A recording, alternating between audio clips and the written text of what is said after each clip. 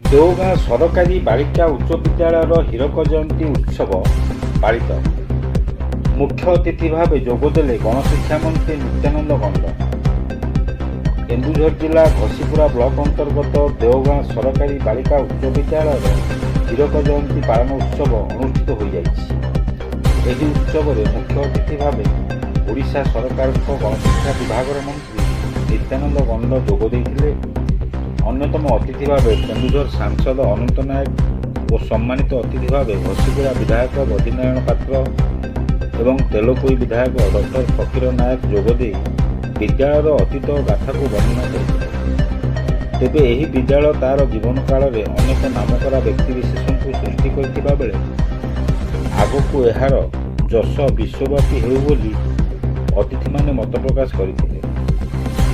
ଉକ୍ତ ଉତ୍ସବରେ ସ୍ଥାନୀୟ ଅଞ୍ଚଳର ଅନେକ ବୁଦ୍ଧିଜୀବୀ ବିଦ୍ୟାଳୟର ପୁରାତନ ଛାତ୍ରଛାତ୍ରୀ ଉପସ୍ଥିତ ରହି କାର୍ଯ୍ୟକ୍ରମକୁ ପରିଚାଳନା କରିବା ସହ ପୁରାତନ ଛାତ୍ରଛାତ୍ରୀମାନଙ୍କୁ ଶେଷରେ ପୁରାତନ ଶିକ୍ଷକ ଶିକ୍ଷୟିତ୍ରୀ ଏବଂ ପୁରାତନ ଛାତ୍ରୀମାନଙ୍କୁ ଅତିଥିମାନଙ୍କ ଦ୍ୱାରା ସମ୍ବର୍ଦ୍ଧିତ କରାଯାଇଥିଲା।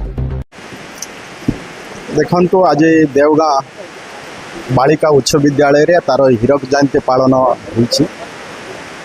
ନିଶ୍ଚୟ ଆଜି ଅନୁଷ୍ଠାନରେ ଗଢ଼ି ତୋଳିବା ପାଇଁ ଯେଉଁମାନଙ୍କର ଭୂମିକା ଥିଲା ଆଜି ଆମେ ସେମାନଙ୍କୁ ସ୍ମରଣ କରିଛୁ।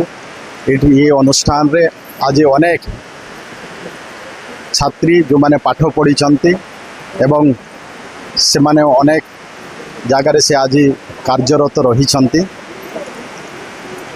ନିଶ୍ଚୟ ଆଜିର ଦିନରେ ହୀରକ ଜୟନ୍ତୀ ଅବସରରେ ଏ ଅନୁଷ୍ଠାନର ଅନେକ ସମୟରେ ଅନେକ ଘାତ ପ୍ରତିଘାତ ଭିତରେ ଅତିବାହିତ କରିছে। ଆଜି ଏ ସ୍ଥାନକୁ ପହଞ୍ଚିଛି।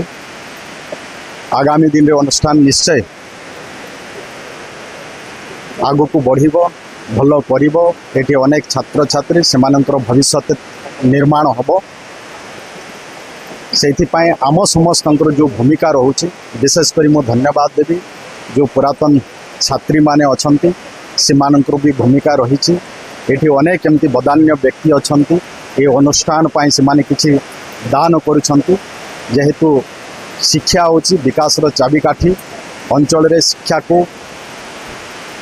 ଶିକ୍ଷାର ବିକାଶ ପାଇଁ ଆମେ ସମସ୍ତେ ମିଳିତ ଭାବରେ କାର୍ଯ୍ୟ କରିବା ଆବଶ୍ୟକତା ଅଛି। ଆଜିର ହୀରକ ଜୟନ୍ତୀ ଅବସରରେ ମୋର ସୌଭାଗ୍ୟ ଯେ ମୁଁ ଏମିତି ଏକ ଅନୁଷ୍ଠାନକୁ ଆସିବାର ସୁଯୋଗ ପାଇଲି ଏବଂ ଏ ଅନୁଷ୍ଠାନରେ ଆଗାମୀ ଦିନରେ ଯାହା ଯାହା ବି ଆବଶ୍ୟକତା ହୋଇଛି ତାକୁ ବି ଆମେ କେମିତି ପୂରଣ କରିବା ଏବଂ ଗୋଟେ ଭଲ ଶିକ୍ଷାନୁଷ୍ଠାନ ଭାବରେ ଆକୁ ଗଢ଼ି ତୋଳିବା, ସେଥିପାଇଁ ନିଶ୍ଚୟ ଆମର ଦାୟିତ୍ୱ ଥିବା କାରଣରୁ ଆମେ ଦାୟିତ୍ୱବାନ ହେଇ ଏ କାର୍ଯ୍ୟ କରିବୁ।